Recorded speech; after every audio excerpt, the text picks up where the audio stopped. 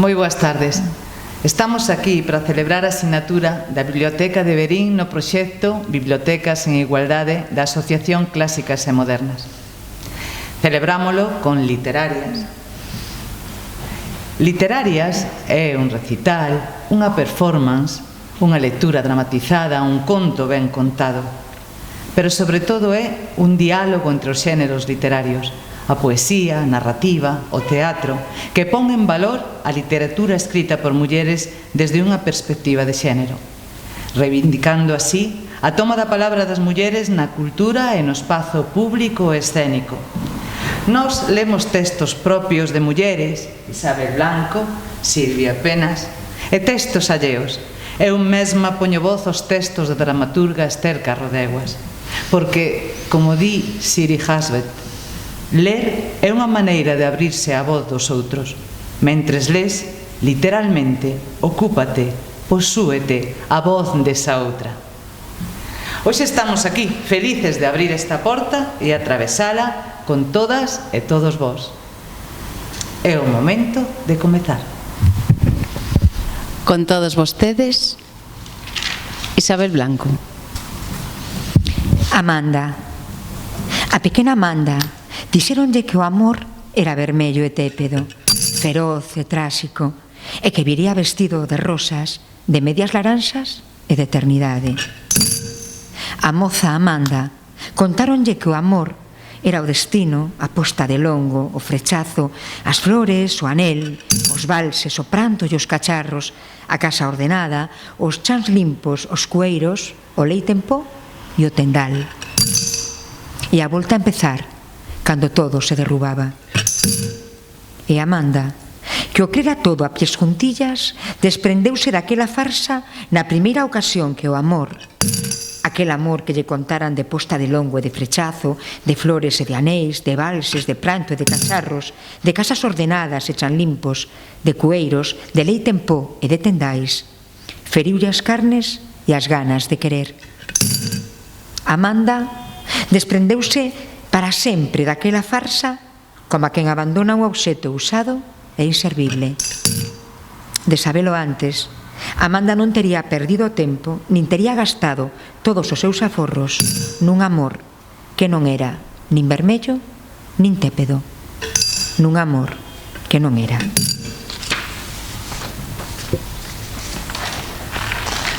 Branca de Neve. Branca de Neve non quería ser princesa, quería ser veterinaria. O seu pai, o rei, castigaba día tras día, pechándoa nunha torre de muros de pedra sin fiestras e cunha porta de ferro escuro, grosa e pesada, como a unha lousa. Gardaba o rei a chave nos seus apousentos, e mentres Branca de Neve berraba nos sotos do castelo, o rei buscáballe marido. Un marido que a calase, un príncipe soberano, azul e con cabalo. Coa axuda da súa madrasta, que tamén estaba farta do rei, Branca de Neve fuxiu do castelo e co paso dos anos abriu unha clínica para aves feridas e paxaros que non cantan. Hai que ir cambiando o conto.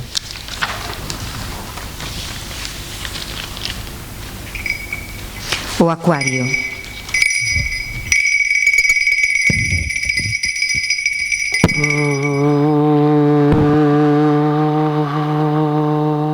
Chamaronme de madrugada para avisarme. Na vila, as campás da igrexa soaban sin tregua dende o día anterior. Anunciaban, con pertinaz insistencia, a fin do mundo. Cando cheguei, a miña nai estaba preparada na porta da casa. De equipaxe, un bolso de lona fina de flores e un acuario. Subiu ao coche devagar, sin mirar atrás. Preguntoume cantas persoas cabían no automóvil. 5. Vale, pois imos. Guioume polas estreitas rúas da vila.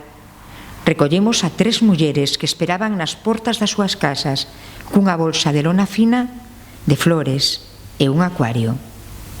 Ningunha delas pronunciou palabra durante o traxecto. Eu tampouco. Hai unha semana que vivo con elas. Adaptáronse sin problemas ao espazo do meu apartamento. Comparten a sala da galería. Sobre a cornisa da ventá colocaron os acuarios cheos de peixes de cores. Elas chámanlle o mar. Foi o único que se resistiron a abandonar cando as campás tocaron advertindo da chegada da fin do mundo.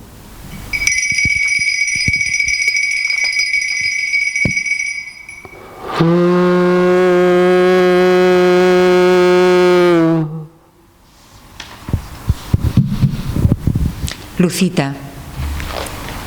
Estaba todo preparado para a boda. As flores e os lazos, os rasos e os cantos, a alfombra vermella e os traxes de gala. E o noivo. E Lucita decidiu que non casaba. Que non ía. Organizamos a boda despois do accidente. Argallámolo todo para animar a Lucita, para rescatala do burato no que vivía tras o derrame. E Lucita dixo que non casaba, que poidendo lexir, prefería ficar no burato no que xa estaba.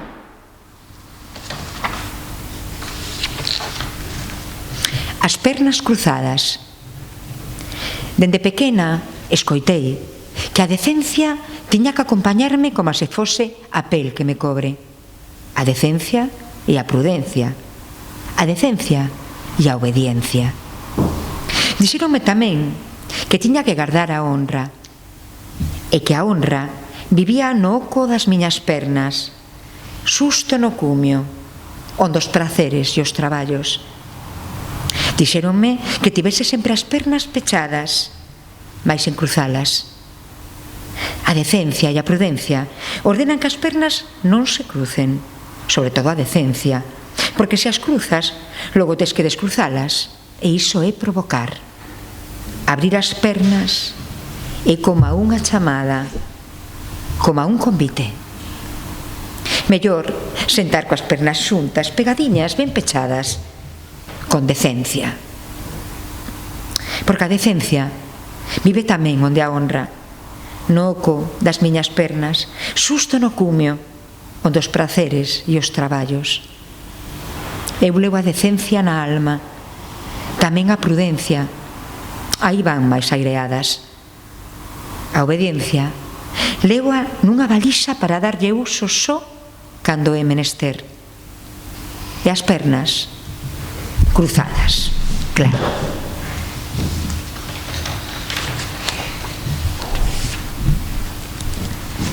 Esta é a historia de Manuela Romasanta, nacida en Regueiro, unha aldea de Ourense, e convertida en lobisome para moitos, e para min en lobismuller, porque Manuela foi muller, naceu muller, foi un caso de hermafroditismo e o primeiro caso coñecido e recoñecido de licantropía clínica. Esta é a súa historia cando está xa na cadea, pouco antes de morrer. Esta é a súa voz. Que pechada está hoxe a noite, que pechada e que negra. Dende hai días non sai a lúa. Mellor, nas noites sin lúa eu descanso e durmo e acariño meu corpo con unto branco que me regalastes, un unto branco e brillante como a lúa que cheira a río e a serra, a follas verdes, a vaguas e a pegada sobre a terra, cheira a amores de primavera. Hoxe preciso outra manta por riba da muradana. Dende que estou aquí, pechada entre estas paredes grises e húmidas, o frío instalouse no meu corpo ocupando o lugar da fame. Dende que estou aquí, a fame, aquela sensación extraña, mestura de apetito voraz e de goiro que rañaba o meu estómago como un animal ferido, casi que desapareceu.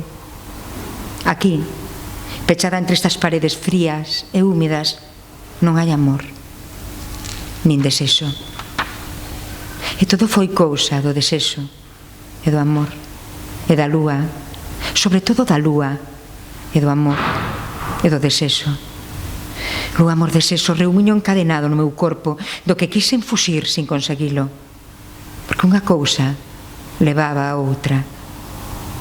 Todo comezaba en canto chegaban, como chegan coa primavera, os primeiros cortexos, cos primeiros roces, o de sexo, cos paseos pola serra, as promesas e aloumiños, o amor, e coa lúa, a fame. Remuiño interminable que te trouxo, Petra, a ti, a primeira. Gustábasme, Petra, moito. Lembrabasme a min mesma, ao recordo que teño de min mesma, ao recordo abafante do que eu era. Gustábasme, Petra, e o roce das túas mans nos paseos pola serra trouxeron o de sexo, esa cougante confusión que eu, pequena Petra, convertín sin querelo en fame. Unha fame insaciable de carne e de bicos, de sangue e humedades, de verbas de amor e terra. E así comezou todo, desexándote e devorándote, Petra, saboreándote como se foses unha froita doce, desprendéndote das roupas e do rubor. Quería quedarme contigo, Petra, quería quedarme con todo, coa carne e os bicos, co sangue e as humedades, coas verbas de amor e a terra. Quería que foses miña, que fósemos a mesma. Lembrábasme tanto a min. Levo aínda pegado aos beizos o arrecendo da túa pel, Petra. Cheira a río e a erva acabada de cortar, a outono e a néboa, a terra fértil e a infancia. E o mesmo cheiro do unto branco e brillante co cariño ao meu corpo, o unto que me regalastes, ti e todos os demais, amores uns e inesperados intrusos outros, todos alimento desta fame miña, Petra, todos parte de min e das noites de lúa chea. Hoxe preciso outra manta por riba da muradana, dende que estou aquí pechada entre estas paredes grises e húmedas. O frío instalouse no meu corpo e nada consigue afastalo. Só espero que saia a lúa, os cortexos que trae a primavera. Agardádeme, eu estou sempre a esperar.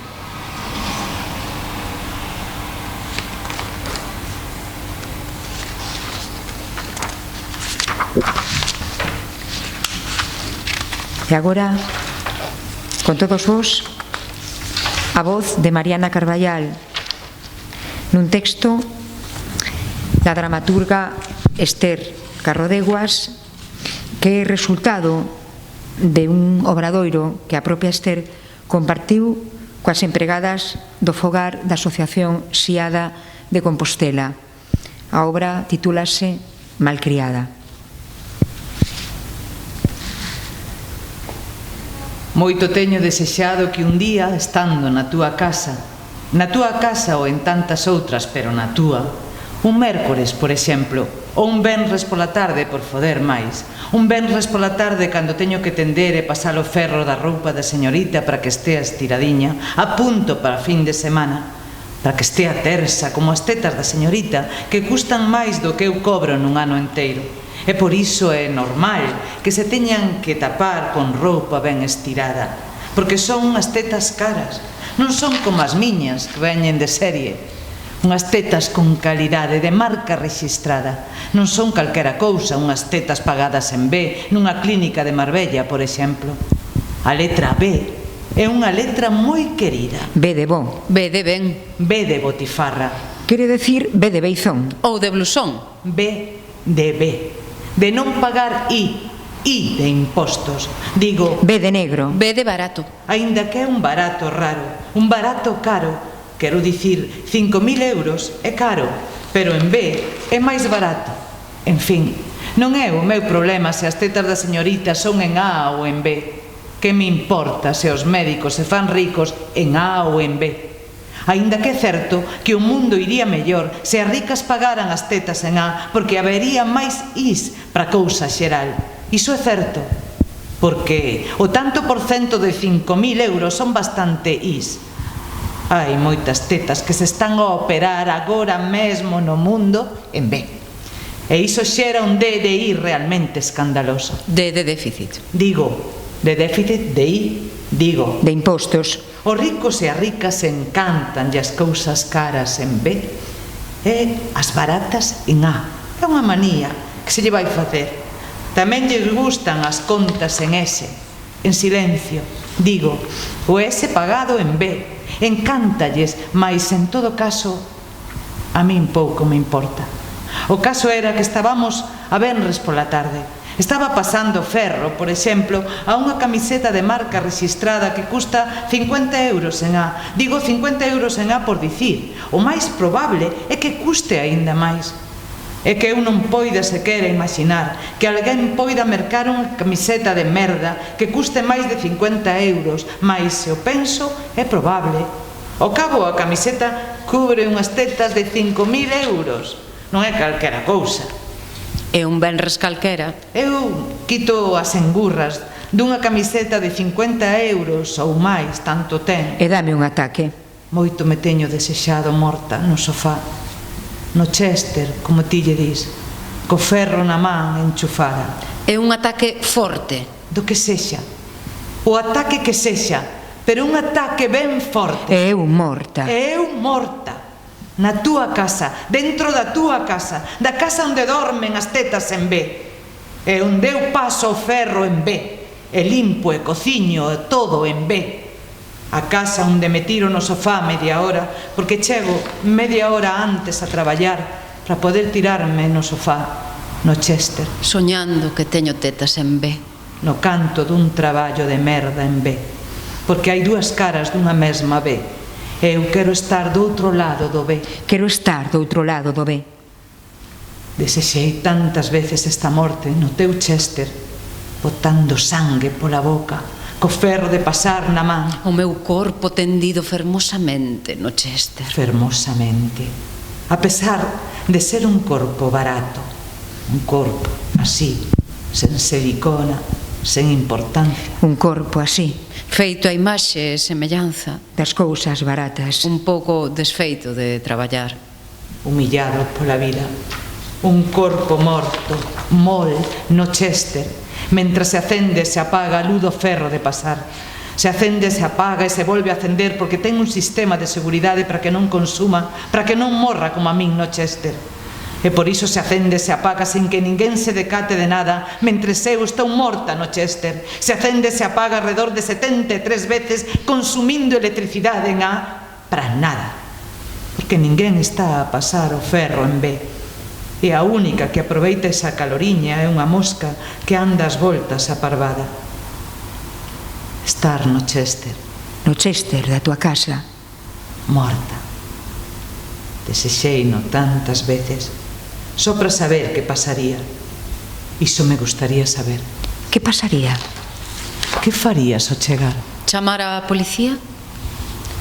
Como lle explicas á policía que hai unha muller morta tirada na túa casa? Unha muller morta botando sangue pola boca e aferrada ao ferro de pasar? Como lle explicas que unha muller pobre, unha muller en B, está tirada no Chester, case unha indixente, está no Chester, no teu Chester, na túa casa pasando ferro? Gustaríame morrer aquí, só para ver se nese maldito momento che viría unha inspiración divina e pensarías, por un día, debería tela contratada. Non, non acontecería.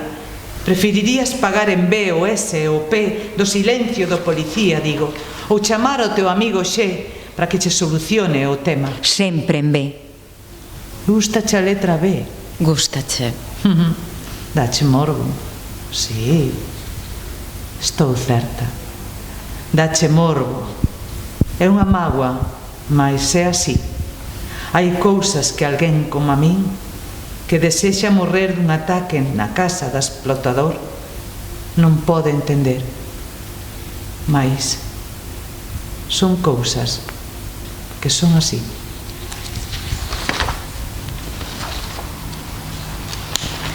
Sí, son unha fregona. Son papel hixiénico, un robot de cociña, unha aspiradora que traga con todo. Son lixivia, un cueiro cheo de merda, iso son, sí. Son acosada. Violentada. graxa pegada, autoestima reventada, mans agretadas. contratura, queimaduras. Eu son soidade. incomprensión, sí. Son necesaria e precaria superwoman desprezada. Eu son sucia a pesar de ser tan limpa, invisible. Son cansanzo, orde, merda. Eu son merda, eu son clase B. Eu non son A, son B, sen I. Eu son ninguén.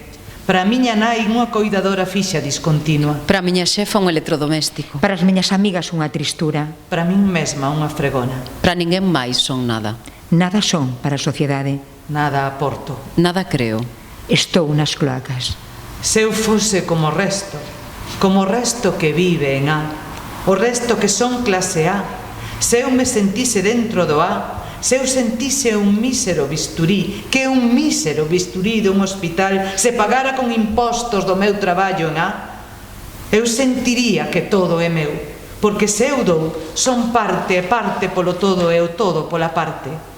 Sentiría que estou dentro, que pertenzo, que dou algo, mas eu só sinto que son a última merda, que limpa a merda da merdenta, que lle limpa a merda a merdenta, a esa merdenta que non pode, ou non sabe, ou non quere apandar coa súa propia merda.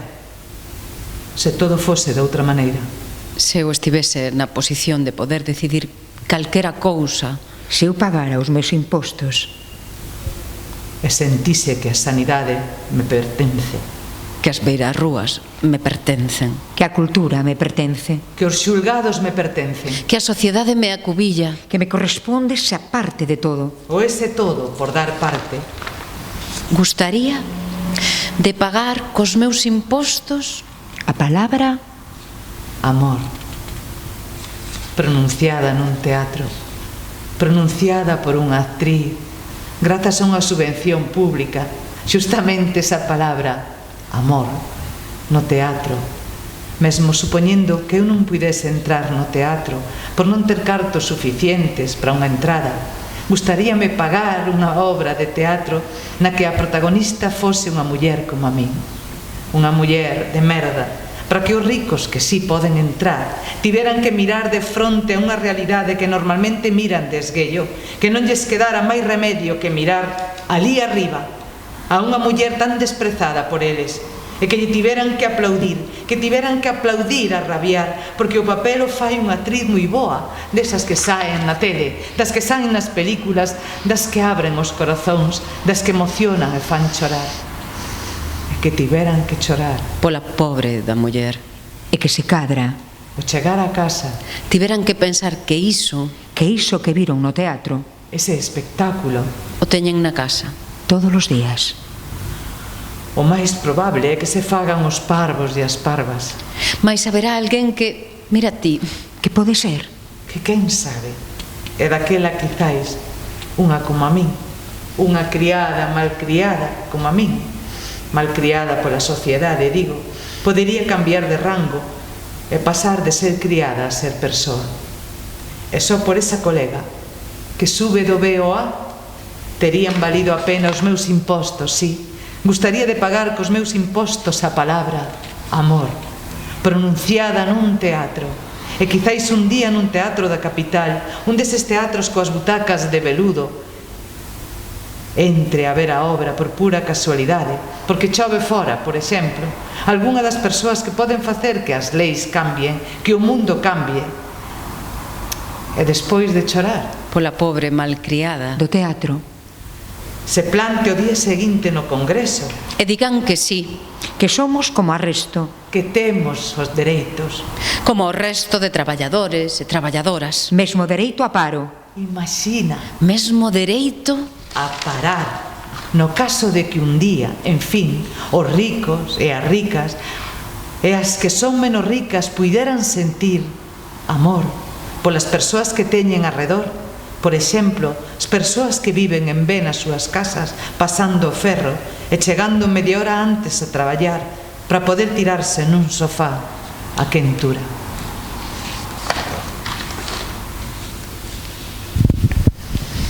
E xa, con todos e todas vostedes, Silvia Penas.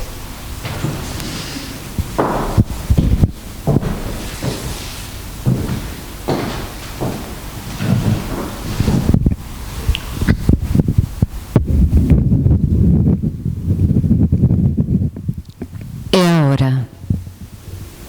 Vestirme de magnolia, o cheiro inventado da esperanza, o mal que dorme latexa todo en fronte, mais aquí dentro a brolla. Para non percibirme xa non soño, nin me obrigo a botar a vista a ningún sitio. O silencio leva rotos os pés, ese equilibrio de pasar sen deixar rastro. Vestirme doutra cousa, algo que traslade o corpo a unha nota, un orballo apenas o arfar do reptil, o pestanexar da madrugada, estar en garda e non ser vista nin co asexo máis inquisidor. Así o que pinga toca no límite, así o que pinga toca no límite. Chamas e abres esta porta, e escoitanse as ponlas da bidueira e o murmurio dos regatos, pero o curso do río trae augas negras revoltas, profundas de antigos reis que perderon o cetro ante a xustiza. O meu traxe cobra agora a forma de lugar abandonado. Perderme de vez contra un imperio, contra querer estar deshabitada. Ataca las sombras, prendo-as todas de luz. Grito porque existo e sei o que dicir. Grito porque existo e sei o que dicir, porque existo e sei como se pronuncia o meu nome. E agora, vestirme de muller, abrir o medio a muralla, vencer a noite con 7 espadas de prata e algunha flor distinta.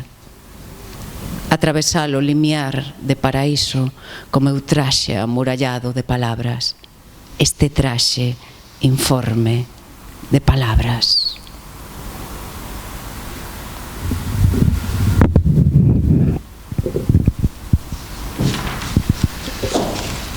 Canto primeiro para o meu único fillo. Vinte apoiado nese limiar que asoma e traduce a unha lingua incomprensible o meu medo primeiro a aproximarme. Atravesar a propia urxencia co trazado nocturno do teu corpo fugaz, cumio dunha verdade distante. A inocencia infectaba e fería, como bordar no centro da almofada, coa agulla apuntando o corazón do tímpano. Non te oía berrar, non te oía berrar. E na tentativa, a escoita alteraba dende o cerne do ruído calquera doutrina aproximada ao nomeable. Podía narralo todo, agas a vida, e seguía sen oírte, quizáis porque a túa lingua materna é diferente á miña, e a vez foi sempre a mesma. Aquí non batallan os significantes, non importa, ninguén sabería tampouco desgarralos do límite. A túa voz en grito sobre as chairas, a túa voz en grito desde unha noite en que parir non significaba case nada, como unha gata de rúa imprime na ferida a forma dos mirtos, na xeografía espiral da cicatriz, e aquel olor teu a nacer sempre nacer por riba de todas as renuncias. Tería que falarche, mainiño, da seca, do peso, da violencia, o revelarse. E sería unha historia breve e silenciosa, acaso os teus dedos engurrados na piscina, ou a seriedade das miñas pálpebras caendo en riba dos arames. Este canto é para que sexas máis despois de ser aínda, subirte as escaleiras do navío e albisques a estela que deixaron os meus peitos, se sangraron, se esqueceron as luces apagadas e o pulso perdéndose no mundo. A miña urxencia bañarase na firmeza do teu paso. Este canto é carne contra carne, servirá para dicirche máis a modo, nunha lingua que tezamos con correntes de río, arterias, tripas ou outra flor calquera, que nunca serei nai de máis ninguén. Por lealdade, por guardar ese nome de nai intacto nos teus ollos.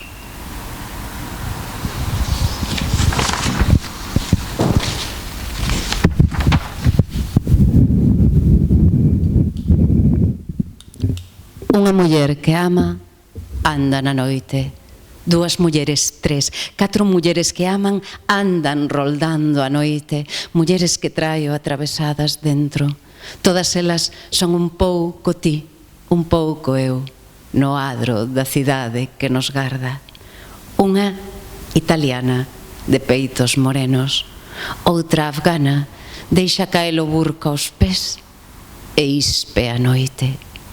Boliviana polo xiro de cabeza, escandinava se te esculco desde o alto, toda enteira en xeografía que se estende polo corpo, corpo a corpo, todas elas canda a min e canda a ti, cara a cara te respiro, en ti me inspiro, e os idiomas que dominas son alento que te amarra máis a terra tan extensa contra un verbo tan preciso. De repente todo nace de ti, a cidade espállase a partir do meu impulso, e a cada choque de aire na palabra esconvocada vas crecendo nestas uñas arrincadas con olor a escuridade. A cidade é unha maraña de raíces, todo cheo e numeroso, todo listo para amar. Somos tantas, somos 2 e somos tantas, tantas vidas, tantas bocas, tantos ocos por encher, tantas antes cicatrices, tanto todo precipita, un borrón que se desmancha, tanta dor neses xeonllos que se fincan, tocan pedra, esas sombras que nos atan non importan. Convertida eu en ti, en obreira peruana, escritora xaponesa, casegueixa cos teus labios tan violentos de cereixa, indíxena na sombra das virillas,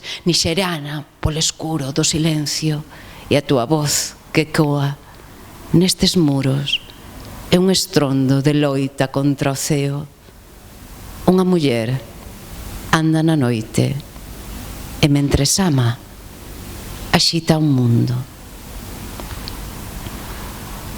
Chámanlles veladras, porque resisten agachadas, visibles pero agachadas, saben entre elas delas e son por xunto polo miúdo un fato de ladras atravesadas de orfandade, afastadas de plantar árbores, construir casas, organizar o hall, dedicadas a romperse, entregadas a volverse pra adentro, registrarse en memoria dactilar porque proe, acubillarse tras os muros porque gritan, a tirarse polos pelos porque arden facilmente, e feren as ladras, as que lles colga pel porque lle la rincan co tío, as que teñen paso firme, as que sorrín demasiado e andan soltas, que roubaron unha flor de tilo, o corazón da vaca, a curvatura do mar para deitarse. Ladras, asasinas do seu propio canto, ladras mudas, rudas, núas, ladras cor de serpe, cálido carmín de labios, ladras sempre en vela, sempre en fuga.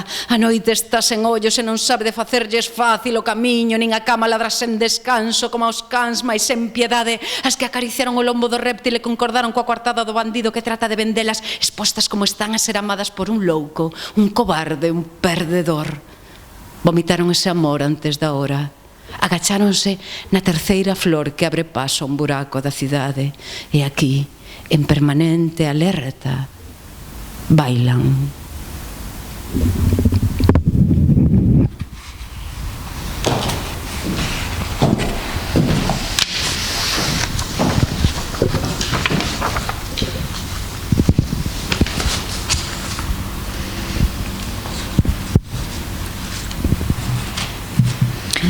A morte, para min, ten os pés grandes e o nariz afiado como unha montaña pelada, sen vegetación. Tiña 6 anos cando a vin por primeira vez. Tocaba relevo no rosario. De pouco serviron súplicas e rabechas. O morto era o pai da Loli, amiga de xogos e pupitre. E non cabía no cadaleito. Sempre pensei que do non entrar no caixón foi porque o pai da Loli, a morte, levouno sin querer. Seguramente a morte ia recoller a outro e el meteuselle no medio. E ali estaba, coitado, á altura dos meus ollos, cos pés abertos como a unha xe, e noutro extremo o nariz apuntando o ceo. A tarde pasou entre choros e ladaíñas, facendo relevos no rosario. Dios te salve María, llena de gracia, contigo, bendita tú eres entre todas las mujeres y bendito es el fruto de tu vientre Jesús. Santa María, Madre de Dios, ruega por nosotros pecadores, ahora y en la hora de nuestra muerte. Amén. Dios te salve María, llena eres de gracia, Señor es contigo, bendita tú eres entre todas las mujeres y bendito es el fruto de tu vientre Jesús. Santa María, Madre de Dios, ruega por nosotros pecadores, ahora y en la hora de nuestra muerte. Amén. Durante a miña quenda do rosario berrei todo o que puiden. chamando a atención da morte, para que se dera conta do erro funesto que cometera. Esa noite non cei, e ao día seguinte librei dos rezos e de velorios. O pai da Loli non espertou e marchou para sempre nun cadaleito que non era o seu. Din que a morte nos iguala, que non sabe de poder, nin de pobreza, que non pide permiso, nin perdón, non entende de distancias nin memorias, non contempla crueldades, non distingue en que lugar agroman máis hortensias. o como se pronuncia cada quen o horizonte. thanatos, Dez, Eriotza, mort, Smierk, surm, tot, Kuolema, e mesmo non podendo enumerala, nin medir o seu significado en amperios, moles, voltios ou kilómetros por o hora, seu redobre percute entre os dentes como un himno salvaxe que atravesa distinguindo nidiamente quen somos. e modela o noso rostro, nos velorios, nos nos loitos, loitos ou na blusa branca dos alivios. Din que a morte nos iguala. E as mulleres metendo as asperdas no rosario. e as mulleres poñendo o pranto en riba dos cipreses, E as mulleres lavando os restos das pregarias. E as mulleres cosendo o traxe do difunto. Din que a morte nos iguala. E as mulleres lembrando, recendo a laranxeira. e as mulleres cavando fosas e estercando, E as mulleres limpando o po do cada leito. E as mulleres pintando paisaxe e despedida. Din que a morte nos E iguala. as mulleres cantando nos adros das E igrexas. as mulleres tecendo a espera e a e nostalgia. as mulleres turrando polas extremas do mundo, Din que a morte nos iguala. E as mulleres sachando entre os cascallos. E as mulleres mancadas de e xeonllos. as mulleres perdendo, Din que a morte nos E iguala. as mulleres ardendo. Din que a morte nos e as iguala. mulleres fuxindo, Din que a morte nos iguala. E as mulleres berrando. Din que nos iguala, din que nos iguala. E as mulleres morrendo.